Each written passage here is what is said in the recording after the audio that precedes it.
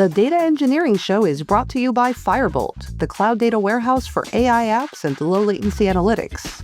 Get your free credits and start your trial at firebolt.io. Hi, everyone, and welcome back to the Data Engineering Show. Today, we're super happy to have Hannes on. Hannes is co-creator of DuckDB and now CEO of DuckDB Labs. Welcome to the show, Hannes, and also professor in the Netherlands, of course. Yes, many hats. Well, thanks a lot for having me. It's a pleasure to see you guys and chat about databases. It's my favorite topic. Good, and ours also, as well. Benjamin, I have to give you credits for pronouncing Hannes correctly. This is, one of the benefits of talking to another German, obviously. Good. How often is your last name pronounced correctly? That also seems non-trivial. Oh, yeah.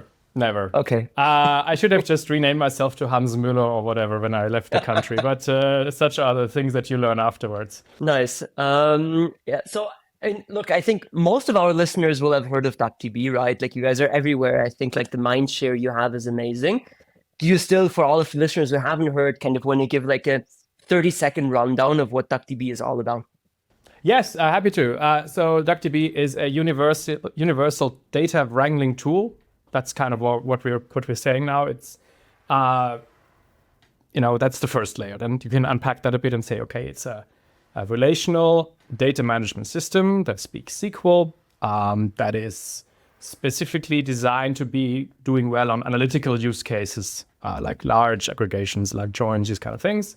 And I think DuckDB is special in obviously there's many systems like it, but DuckDB is special in that we are trying to really focus on ease of deployment, kind of universal applicability that is possible to run DuckDB on a phone, a browser, a space satellite, you name it. Are you running on space satellites?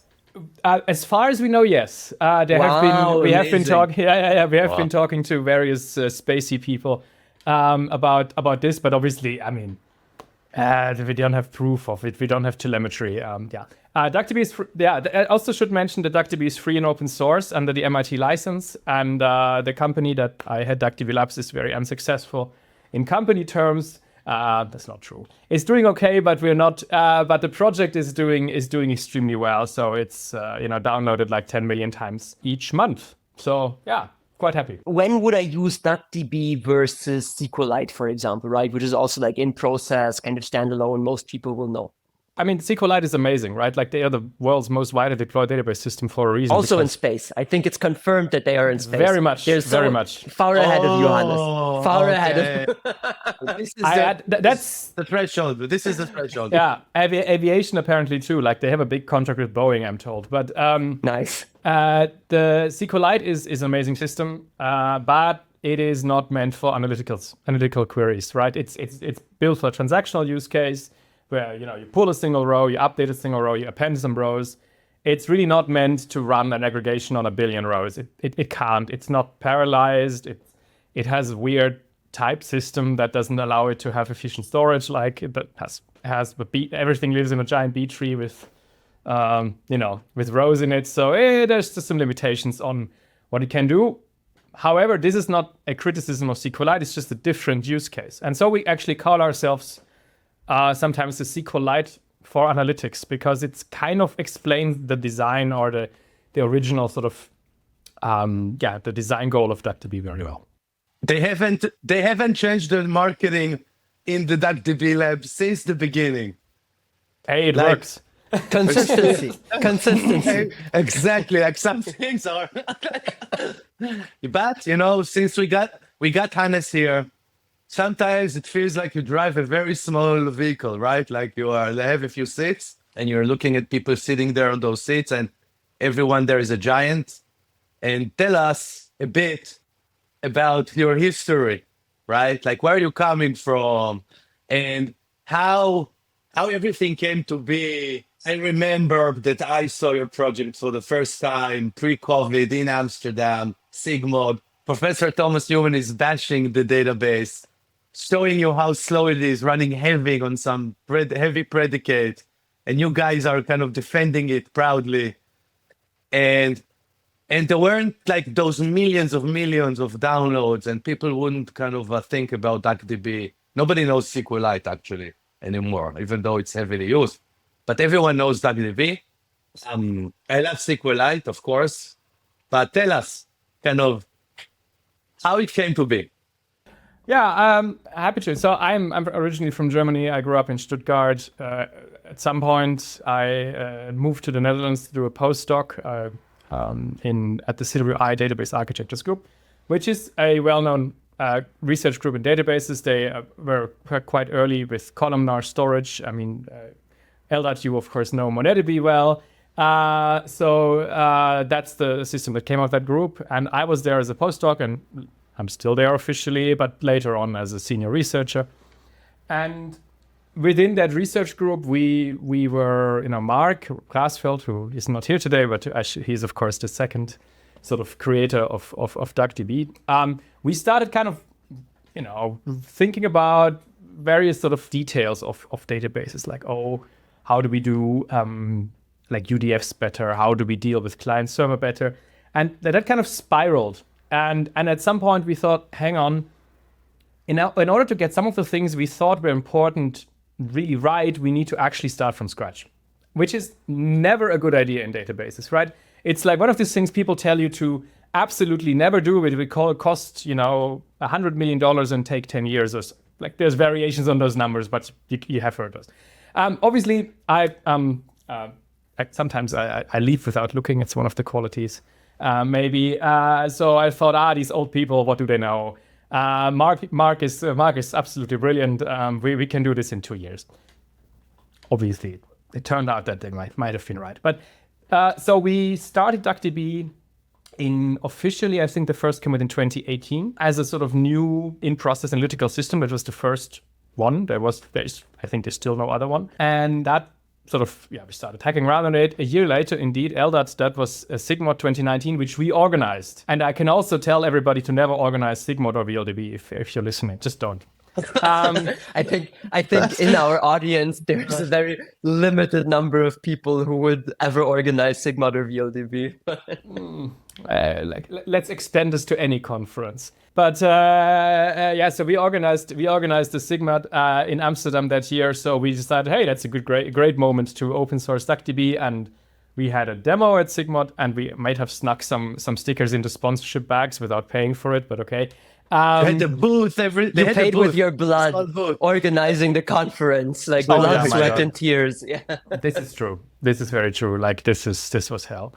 And indeed, Eldad, we had a demo that indeed a well-known professor from Munich kind of threw queries at us, like more or less like randomly, and I don't think, I was like, try this one, and obviously. Yeah, I think in a very positive spirit. I think it's generally true that there is a really good sort of team spirit in this space, right? Like we speak to the Munich team, we speak to other teams in Amsterdam, we speak to people in the US. I feel like within this database engine sort of space, there is, in the end, we all working on the same problems, and there's like 100 of us on the planet. So you can't. So if you want to talk to anyone about about your stuff, you kind of have to be friends with the other teams. There's no point of manufacturing a diversion or whatever. It's not a diversion, a division. Anyways, so that was that. We open sourced in 2019. Like think about it. You would have a world where all the world fastest databases are done from Munich or from Germany, for example. Like. Can't have it, exactly. Yeah. How terrible that world will look like, right? I mean, I have a high respect for the team in Munich. They are brilliant, and we have of course in lots of sort of aspects of DuckDB we've sort of implemented things that was described in papers, like the subquery unfolding. There was just a paper at BTV by Thomas Neumann, by the way, like kind of There's like a follow-up, 10 years later, how to make it even smarter. So we at FIREBOLT only implemented like the old version and kind of exactly. Yeah, Mark has complained that he now needs to read this one as well, but it's in a sort of positive way. Of course. So DuckDB was open sourced, and then it started like its slow sort of growth, and there have been some interesting inflection points. And interestingly, I think the stupid orange website has helped quite a lot. I mean, Hacker News, of course, which has its set of issues, I want to say. They even shadow banned us at some point, which was really ridiculous. But it did really work in sort of driving the first sort of as larger groups of people towards DuckDB. And since then, yeah, it's been pretty enormous, the amount of adoption that DuckDB gets, as I mentioned, from satellites in space to people putting it in, batteries, and I don't know. There's all, and we only know 1% of use cases because most people just use DuckDB and we never hear of them again, right? We have a very interesting sort of feedback loop, which is issues, right? And people are buying support or something like that, right? But it's not really we don't have, you guys always over at FIREBOLT, I think you have a very good idea what your customer's up to. We don't have that. So who knows? Use us and throw us, just you need to run a SQL, just run it. Easy. Yeah. And also I think it's also special in DuckDB is that this idea that you can use it as a component. That's something we actually didn't see coming really in the beginning because we made DuckDB as this kind of in-process thing that works well in a data science use case where you live in a Python shell or an R shell and you want to do some analysis of data, and there it worked really well. The in-process architecture really works because of the in-memory sort of data sharing that you can do. But what we really underestimated in the beginning was that if you have a data pipeline of some sort running in some company, then you can just push the DuckDB in there and then have it do one operator, do a sort, do one single aggregation on a couple of gigabytes of data, and people fuse do that it a lot. on a CPU. Fuse it. You know what the next step is? No. And I'm telling you, this exactly. You know what it is. Instead of just shaking so many hands, running in so many places, just burn it on the silicon. Just go AWS Silicon, Graviton powered DuckDB inside. I think it's if someone is hearing us. Eldad screaming into the void, wanting a DuckDB instruction on the Graviton instruction set. I love it. It's And you can put a SQL query. It's all assembly, and then you can do DuckDB and just put a SQL query, and it's just works. Baked in. The crazy thing is, Hannes they were so obsessed early on to refuse to shake hands. To refuse to shake hands. Hello. Just a second, to refuse to get outside code into the project. And the philosophy was that later on, we don't need to understand each and every use. We can't understand each and every use case. We want it just run purely everywhere in its simplest form. And I think that connects to what you said, run a sort, compute something, fuse on the CPU. I think that was the big surprise that nobody saw, and that's true innovation. You also became a professor along the way. You're interviewing like crazy. What about your boat? How is your boat doing? Are you still working on your boat? Yes, I am. So for people who don't know, me and my family, we live on a ship in Amsterdam. And it being a ship and it being over 100 years old, it doesn't need constant maintenance. But I do enjoy that, if I have time, to basically hit something with a hammer every now and then, because I'm after 25 years in IT, I'm kind of done with with sitting in front of a computer 24/7. So hitting something with a hammer every now and then is really, I can recommend. It's liberating. But what you mentioned with hardware is actually, we have had this discussion at some point, but we actually don't believe in custom hardware instructions at DuckDB. So time and again we've tried to use anything sort of specialized in terms of hardware, like crazy instructions on Intel, crazy instructions on ARM, crazy instructions God knows where. And it has really never been worth it from sort of an end-to-end perspective. And so, which is super interesting because it's the opposite philosophy of what the ClickHouse team is doing. We're hyper-tuning, in many cases, their algorithms to specific kind of hardware architectures. Come on, don't overdo it. Don't overdo it. It's a PR here, PR there. Evolution, open source evolution.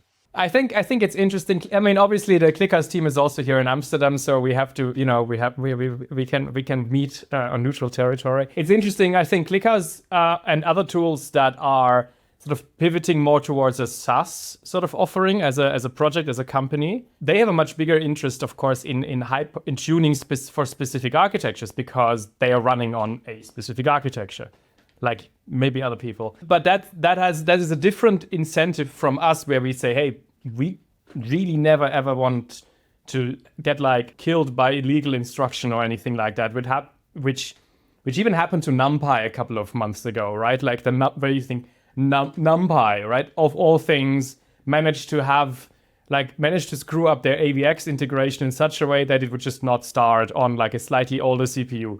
Where you think that's exactly what you can't do if you're going for SQLite levels of adoption, and that's essentially what we're trying to go for. Is this wide adoption that's like, I mean, people run DuckDB on like IBM mainframes, and that works, right? Because we don't have anything specific built in. People even manage to run it on like some Chinese homegrown CPUs that are now becoming more popular because of some export restrictions around CPUs, which is totally wild, right? And they are for some reason they have a different endianness, and it's wild, but hey, it works. Yeah,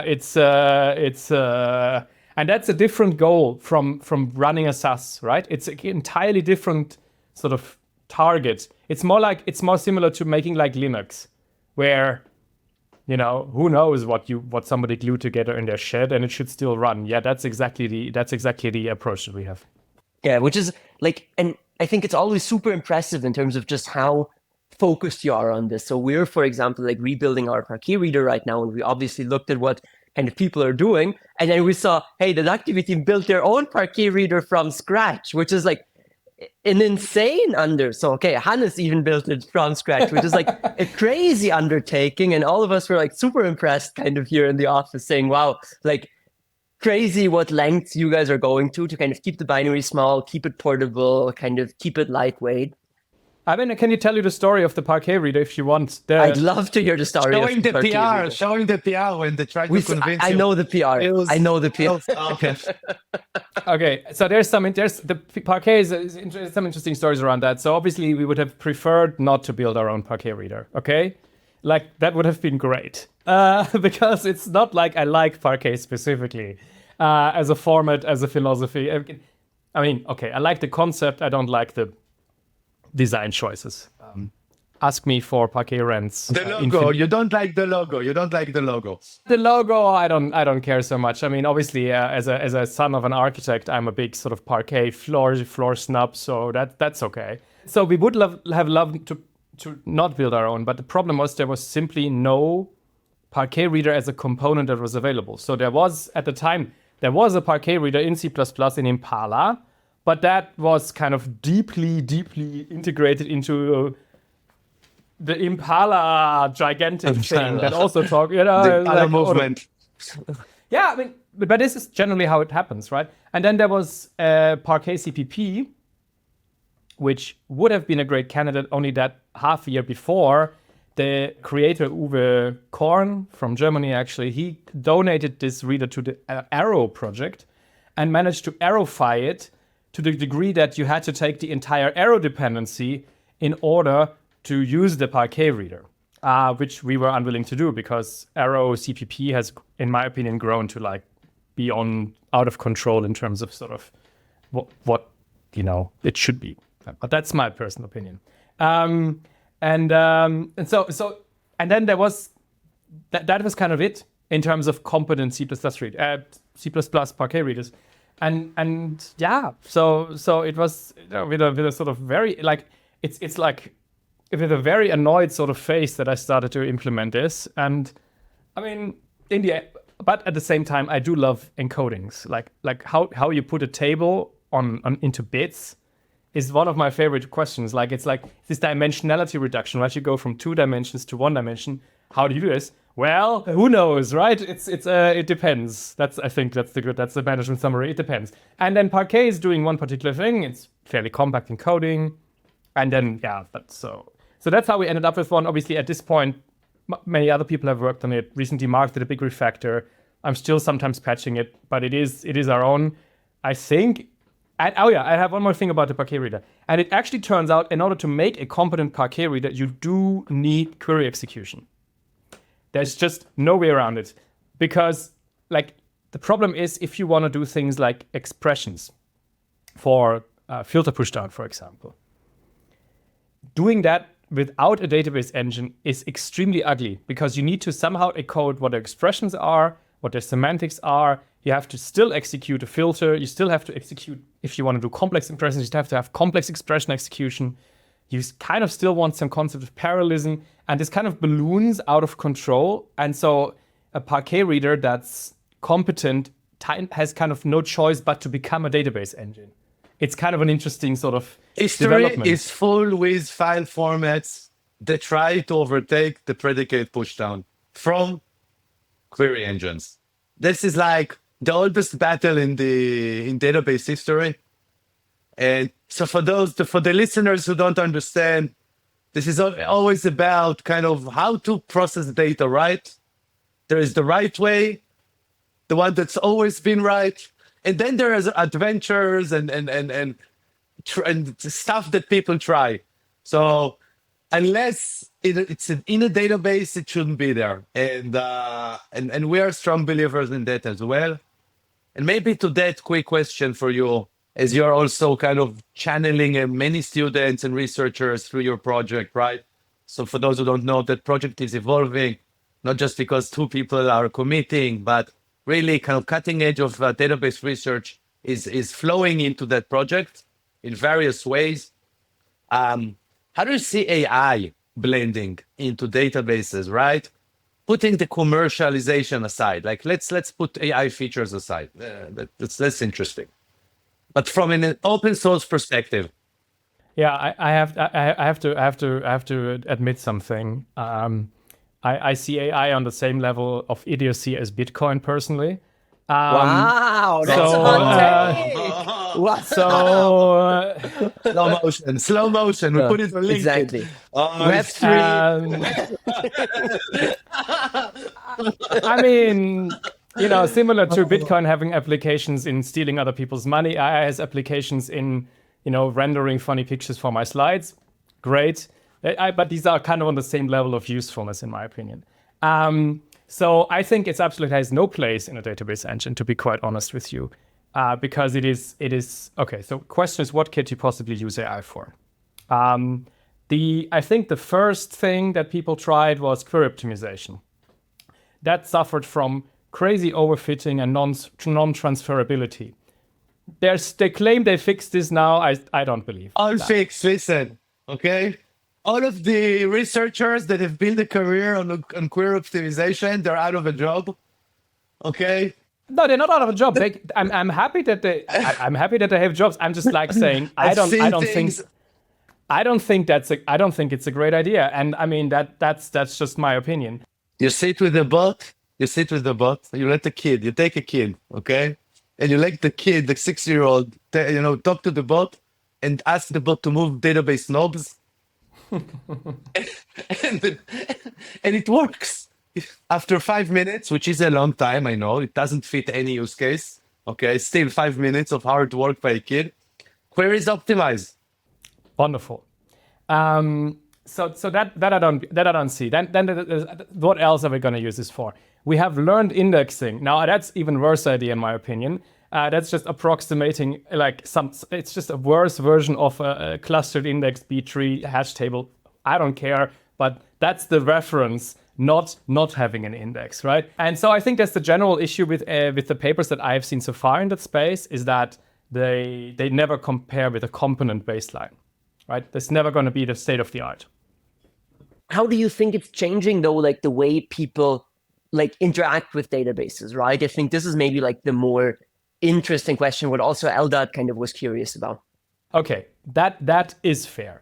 And I think there is something to be said about assisting users in writing queries, in sort of getting a summarization description of your schema, your table, your data, who knows. That, however, is not something that we as builders of a core engine are really doing. Like I know there's, for example, a team at MotherDuck that is working on text to SQL and assistance with fixing SQL queries. I'm sure you have something similar. And I think that's fair. That's kind of one of the things that I think like AI is okay at these kind of assistance tasks. Again, it's not really something that touches my world, because by the time the AI is done, I get a query and we execute it and we're happy with it. So, or by the time, you know, the assistant may be pulling schema information from us, but okay, great. So we expose schema information and then do whatever you want with it. I think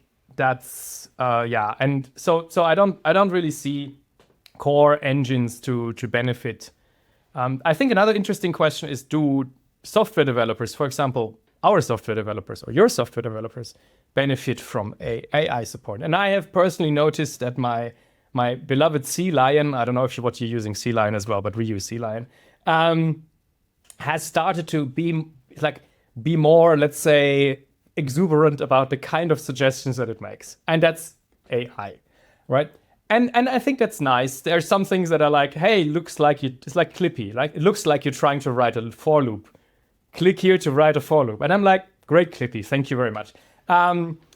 For those people who remember Clippy, I'm sorry. I just dated myself to, early 80s. It works now. It works. Clippy works. But Clippy works. Yeah, exactly. Clippy works better now. But the thing is, if you're writing like a parallel sort implementation, is a assistant gonna help you? I have my serious doubts about that, right? I don't think it is. So yes, if you're trying to make a Python script to read like something from a REST API, sure, I can see that. Parallel sort, I don't think so. Right? New database type. I don't think so. Please either, add a new database type to DuckDB. Please file a PR. Enter. I'm now go. And will I be able to do it this year? Will you review Eldad's PR when he files a PR for you tomorrow, Hannes? Because it's Eldad, I will happily review it.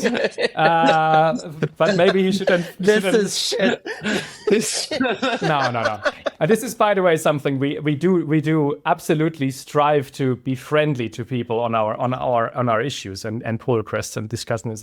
This is something that I think is something that is absolutely generally good idea to sort of improve the style of interaction between people in the database world, because when I started in database, it was quite angry, and I didn't understand why. And so we've been actually, as one of our principles to just be positive. But here is the thing: if you think about DuckDB and kind of trying to push DuckDB or get DuckDB at as many use cases as you can think about, AI is just a force multiplier, is accelerating it. Like SQL is hard, and SQL and databases are hard to understand by most people. And there's this huge ecosystem that is just trying to remove that friction, failing miserably. So what you're saying, this is where I stop, this is where I stand, that SQL gate, right? Talk SQL to me, and then we can SQL to me, baby. Yeah. Yeah. No, I think this is fair, and I think this is also, you wouldn't suggest that the Linux kernel should be taking system calls in natural language. There are just some that does not make any sense. I mean, I'm sure somebody suggested it, but that doesn't make sense. There's components, and components like databases, in my opinion, are sufficiently low on the stack that a defined interface is worth a lot. And again, you can argue SQL is not a defined interface because the standard is a mess and blah blah blah. But let's say from within one system, there is a defined sort of behavior going on there. And we also have something we call the relational API, which allows you to programmatically build a query. So you can kind of say, hey, I want to join, and I want to filter, and I want like an aggregation, and I want to sort. The single project, the single add-on project. Let's do, what's the name of that relational object mapping thingy? You remember? Hibernate? No. Exactly. You remember that? And before we've had something else. It never Yeah. works. It never works. No. This is not ORM. This is just a way of if you have a program that wants to write a query, it's just simplifying the task as a programmer to not have to concatenate strings in order to do that. It's more like I can have an object and then apply something to an object, and it's gonna be sort of defined, and there's no escaping hell, and it's going to go into the same sort of bucket as the SQL query. It just goes through optimization just as well. There's no difference there. But we have that to basically give the programmer a choice to say, hey, I want this to be a bit more defined. But we see a surprising amount of people writing SQL queries. I mean, that's also one of the reasons we went with SQL, is that there is for computer scientists, I think, always surprising amount of people out there that know some level of SQL, right? Which is, I think, one of the reasons why the language has kind of survived all attempts to kill it by computer scientists, because we just don't control the business analysts kind of out there that all know how to write SQL. We don't teach them. It's not like a world we do. We want a hash table. SQL doesn't give us a hash table. So we'll do stuff. We'll invent other things to have a hash table. But AI loves SQL because it's the mostly written about language out there. And it generates SQL extremely well because of that. It loves SQL. AI loves SQL. And the thing that people are talking about is, if SQL works so well for AI, then is the database really like that 80, 90% of the software stack we've all been waiting for? So we have an AI component and the database, or a database component and the AI. I don't know. It depends on who you're talking to. And that's it. I mean, I can see that for things like people doing analytics. And there's a bunch of companies that are building like these dashboard generators on top of DuckDB that are, working with AI to make that automatic and yada yada. Again, great, but not really my department, right? I mean, it feels like a bit, and it's a quote from Mark, it feels like a bit, there's a gold rush and you sell shovels. Selling shovels is not glamorous. It is just a shop with shovels in it. But it earns a living. It earns a living, it earns a living. But it will probably make more money than all the gold rush people outside the door. And that's kind of how we see it. It's like, we're happy to be a component for people building stuff, but it doesn't mean that we have to, suddenly, use learned indexes or whatever. Like it's not happening. I mean, that being said, we have done some stuff like, for example, DuckDB has support for vectors of floats, right? And it has support for vectors of anything, but it also has support for vectors of floats. And we have worked on supporting fixed size vectors, and we have done some stuff on compression of fixed sized vectors. So if you want to put your embeddings in DuckDB, they will be competently stored. But do you build a learned index on top of that, Hannes? No. But then then I should have a PhD doing it, and then they have no choice. No, I'm not. Right? But it's also what's also really beautiful in DuckDB, and I should mention this. I haven't spoken about this earlier. Is that we have this extension ecosystem for DuckDB now, right? And extensions can push new indexes. So if you or some of the listeners think they really want to have a learned index in DuckDB, great. Make an extension that provides this index type. We'll even host it. We'll even deal with building and hosting and all that stuff and distribution for you. You can just say, install my crazy index from community that works inside DuckDB, and then you can use as much learned index as possible as you want. And that's, I think, the winning approach there, where you give people the possibility to do whatever they want, be it sensible in our opinion or not, and then see what happens. Yeah, like the expressivity of your extension model, by the way, it's amazing. Like I think like geospatial, for example, coming in as an extension kind of shows like building geo isn't easy. Like it's really like it permeates kind of through the entire database stack. And this being possible to build as a DuckDB extension, I think it's super impressive. Yeah, well, thank you. But we are not even done with this yet. So we're also currently working on making the parser pluggable so that an extension can actually modify the syntax that DuckDB accepts with like new constructs, like new statements, of course, that has always worked. But now also modifying, for example, that you want to extend the select statement with like an as of timestamp or whatever construct. So that's going to be possible with this new parser that we're working on. We had like a paper at CIDR this year describing that idea. So this extension thing is also something that that I think is really interesting as a sort of driver for growth of DuckDB, because it allows like rando subcultures, that isn't meant in a positive way, to do what they think, what is important to them, using DuckDB, using all the infrastructure, using all the high performance operators, all that stuff, and focus on like their 3 functions or whatever, or their 1 file format or whatever. So see, Eldad, when you build your DuckDB data type with AI, you don't even need Hannes's code review. You can just turn it into an extension. You can, absolutely. Data. You can ship new data types. No, I want to squeeze it below the extension. Primitive. I want it to be primitive base type. Comes with the.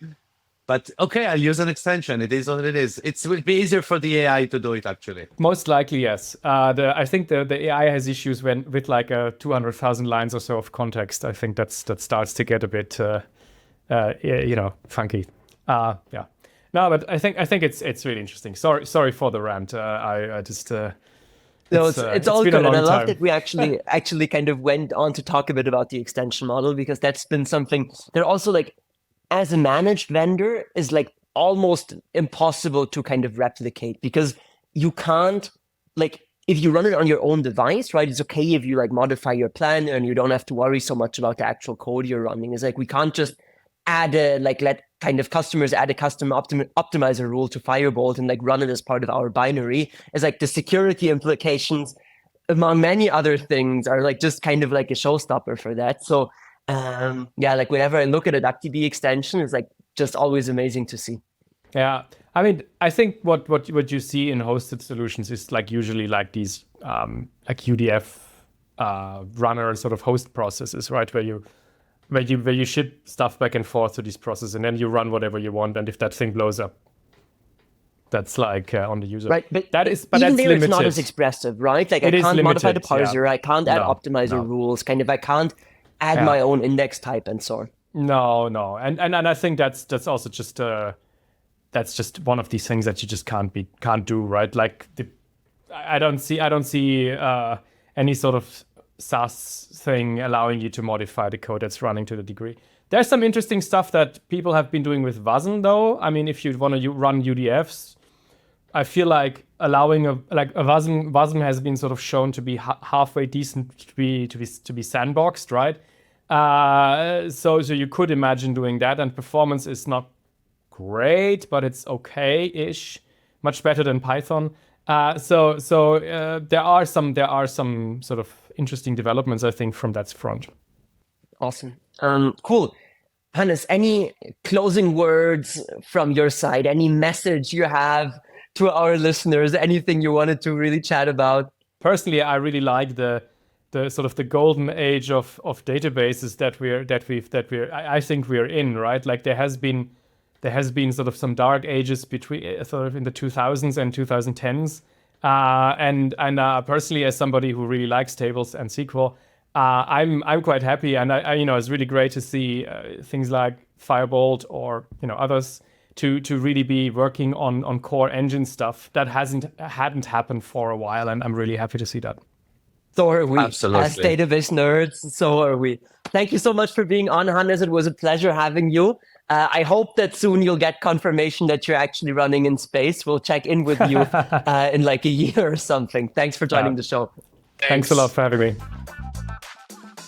The Data Engineering Show is brought to you by FIREBOLT, the cloud data warehouse for AI apps and low latency analytics. Get your free credits and start your trial at firebolt.io.